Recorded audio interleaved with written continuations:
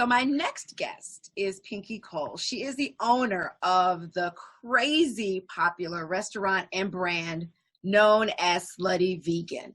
Now, she began with a food truck, and after some significant celebrity endorsements on social media, such as Snoop Dogg, Tyler Perry, Iyanla Vanzant, Taraji P. Henson, the list goes on and on, Jermaine Dupri. It's a long list of folks. You know, people who were getting slutified, as they call it. I have been slutified, I'm happy to say. Her business really began booming, and soon Pinky opened her first brick and mortar restaurant, and soon after that, a second. I think she has a third. I can't keep up. I'll have to ask you, Pinky. But without further ado, Pinky Cole, known as the Slutty Vegan, how are you doing? I am doing beyond well, so well that I can't put it into words. So wait, how many restaurants do you have now, including the truck? So far, I have 3 locations and 2 food trucks. But we are on schedule. Yes, we are on schedule to open up about 13 locations in the next 2.5 years. How do you manage all of this? I don't know. Or do you have a twin? No, I don't have a twin, but I got a village. And when I say village, I have people who really are committed to helping me grow this brand. Mm-hmm. And so just to give you a little backstory, when I started Slutty Vegan, I was not thinking big enough. I just wanted this to be a ghost concept where this would be a solution to my problem. And my problem was, you know, I couldn't find vegan options in Atlanta that I wanted after 8 o'clock. And because I'm an idea machine, I really thought about the idea and it hit me like a light bulb. Mm-hmm. But I didn't have a business plan. I didn't have like a full structure. I just had this really good idea that I maximized on. And now I look back a year and a half later, literally, this is probably one of the hottest concepts in the country right now. Yeah. We just closed in on our first round of investment. And to be able to scale in this way as a Black-owned, woman-owned business is just major. It's beyond me. I'm so happy for you, and I'm so excited about everything that is to come for you, because I remember talking to you. It's been a long time when you just had the food truck, and then I had not even tasted your burgers, but everybody was talking about it, and there were lines at this food truck. When did you know? Okay, so this was a concept. How was this birthed? Like, how did this, because for people who want to, I've met a lot of people who are interested in having businesses in the whole vegan industry. So for you, how did this go from idea to just a food truck? So I was a casting director for a show called Fix My Life on the OWN network. And they asked if I could come to Atlanta to just be on the ground. You know how it works in TV. They just sometimes need people on the ground. So prior to coming to Atlanta, I really got into alignment. So like I was working out every day. I was running every day. I was reading every day. And I didn't know what I was preparing for, but I'm like, God, you got something big. I don't know what it is, because I don't want to do this for the rest of my life. I'm supposed to be doing something big. And I'm supposed to be making change in the world. And I knew that, and I felt that. And I've always felt that my entire life. So when I got to Atlanta, I was sitting in my bedroom and I was just thinking about a whole bunch of ideas. And usually I'm an idea machine, Jackie. Right. Like I can say 10,000 ideas and share them with anybody and say, hey, do what you will with it. Yeah. But Slutty Vegan was so special because when it hit me, I didn't want to share it. And I was just like, oh, this is different. Yeah. And the name was intentional because I knew that it would spark conversation. I knew that it was racy. I knew that maybe people would say it was provocative, but I did it on purpose because I wanted people to pay attention to vegan food. Now, did I know that it was going to be so many people that paid attention? Absolutely not, but they did. And you know, this is a full circle moment because it was because of you that I actually had my first national interview about Slutty Vegan, and that was with you and the Tom Joyner Morning Show. So I want to say thank you because you really helped to jumpstart the tremendous growth of this business. And I look back and see it full circle, and that just feels real good. Listen, I'm just happy that you're doing what you're doing, and I'm just excited for everybody that I can let know. You know what I mean? At the time, now everybody knows. Now it's a household name, but at the time, I wanted everybody to know about it because I was so excited about what you were doing. But thank you for that, for saying that. But let me ask you, social media also played a big part of your growth, and I know you majored in marketing at Clark Atlanta University. Shout out to CAU. So you kind of have a marketing genius brain going on too. I mean, this is, I have to say, you didn't just have a good idea, because a lot of people have that, and you did have a great idea, but you also are a mastermind at marketing, ma'am. You just are. There's no denying. Listen, Jackie, half the time I don't know what I'm doing. It just works. But what I'm learning along the way is that this plan was already written for me. Mm-hmm. Like everything that I'm doing, the ideas that I'm coming up with, the story was already there. Yeah. I'm just really executing what was already written. So the benefit that I had, that advantage that I had, is working in TV. I've been working in the television industry for years. I was a producer for the morning show for 3 years. So I know what people want to see. I know what's going to spark their interest. I know what's going to make them change the channel. You know what I mean? So I merged both of those worlds with the most pleasurable experiences, and that's sex and food.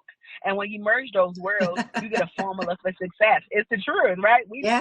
People, we love sex and we love food, and that's just factual information. So if you can really merge both of those worlds and create an experience where you infuse teaching and education with it, then it's a win-win, and it's a recipe for success. And as it relates to social media, like, literally, that is the best free resource that any entrepreneur can have, because I just created a page and said that I wanted to have a pattern on my page. I wanted to offer information. I wanted to make people proud, and I wanted to make people laugh. And we do that every single day, and I have not wavered since. And up until today, we have never spent $1 on marketing. Everything has been grassroots. I ain't paid not $1. Do you hear what I'm saying? Wow. Not $1 on marketing. Everything that we've done, it's all been free. We've used social media. We've utilized all the free resources. We've utilized all our relationships. And I think that entrepreneurs who are listening to this can really take a note or two that you don't need all this money to start a business. Mm-hmm. As long as you have a powerful product, you got a powerful story, people will really buy into what you have. And it doesn't require for you to have a whole lot of money to do that. That is great advice, Pinky. Now, for a lot of people out there, a lot of people have been sluttified, myself included, which is after you have anything from Slutty Vegan, you have been sluttified. And a lot of celebrities have given their testimony on your social media about being sluttified. But who would you like to be sluttified? Who has not had the Slutty Vegan experience yet that you would love to get your burger to? Let me tell you something. I will climb the ladder and steps to heaven if Oprah walked through the doors and said that she wants some Slutty Vegan. She is on my wish list. Yeah. And I want Oprah because, and can I be totally transparent? Yes. Oprah is the symbolic essence of black and white. Mm. And let me break that down. So black people love her. White people love her. Yeah. And everybody in between loves Oprah. Mm-hmm. So you don't see color when you see Oprah. You just see this powerful force of a woman who has made so many innovative changes in the world, so many philanthropic changes in the world. She's done so many things in the world, and people know, love, and respect her. So to get somebody like that to support my brand and to endorse it in a way like that will really set us aside from a lot of other businesses as a small-owned business and show that it doesn't matter what you look like. You could be black, white, blue, yellow.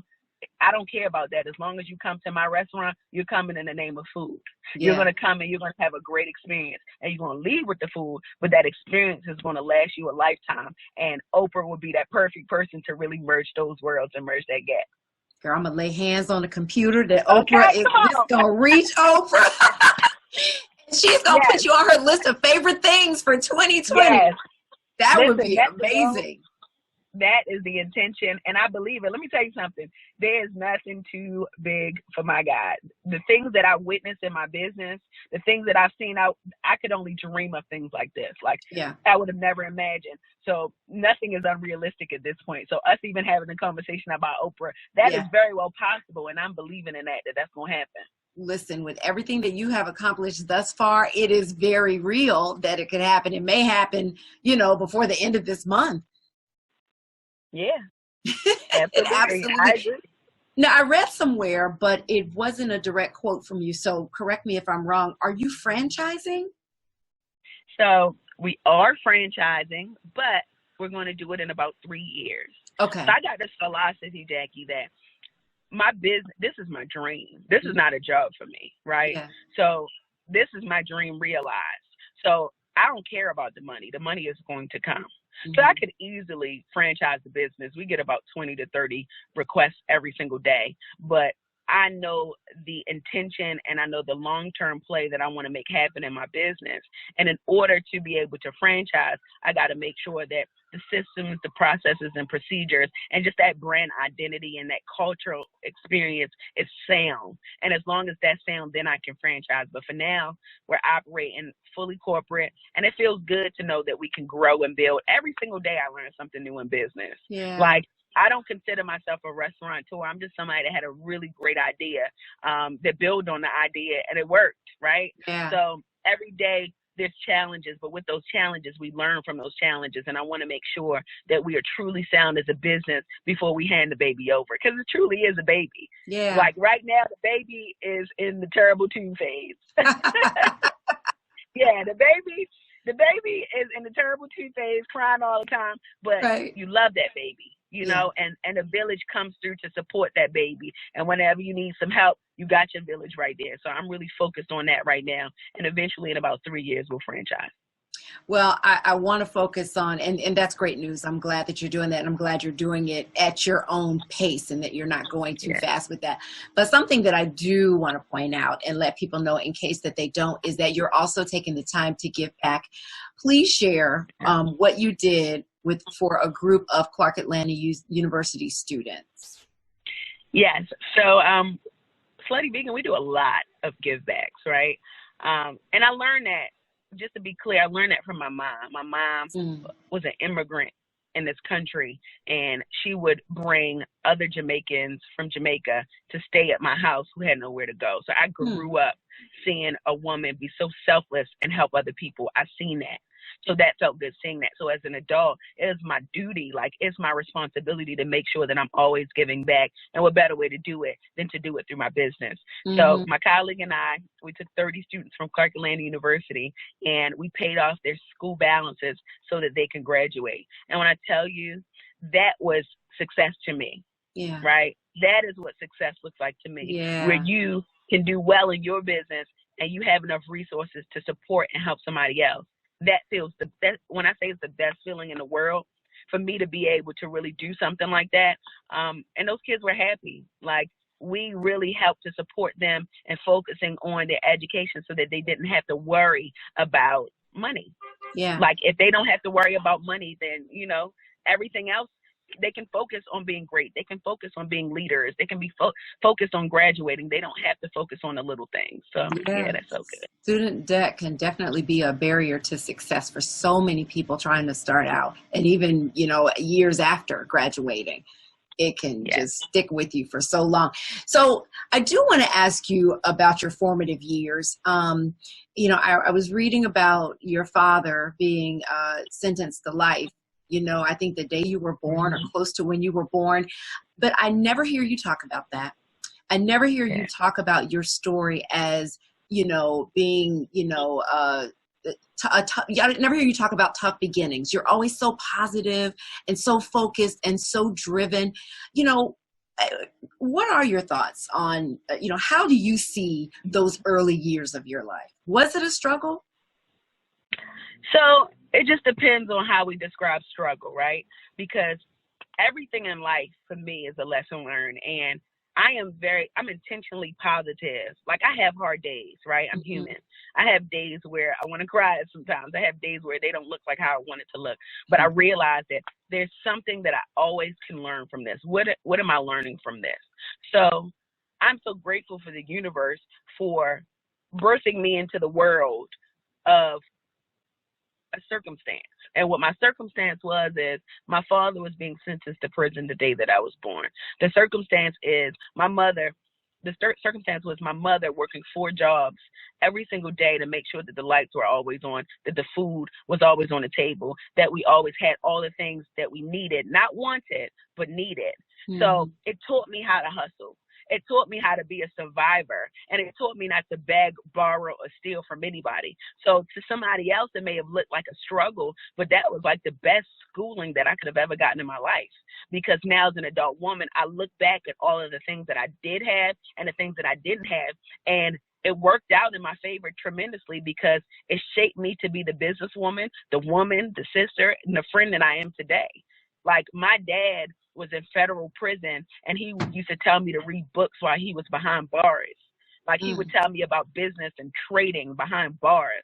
So while he was not physically there, he was always there to support me, help me grow, and giving me advice about being a business owner and being an entrepreneur. Like, I am my father's child. Now, he did it illegally, but I took the legal route, but I learned so much from him. Yeah. But I think that is what helped and shaped me to grow, because otherwise my story would have been different. Maybe I wouldn't have been having this conversation with you, because I would have had everything that I needed from my dad, and I probably wouldn't have birthed Slutty Vegan. So I needed my journey to happen the way that it did. And yes, we've endured some struggles, but those struggles only made me stronger. Yeah. I envision you, Pinky, having the same conversation with Oprah in the very near future. I can just feel it. I can feel it.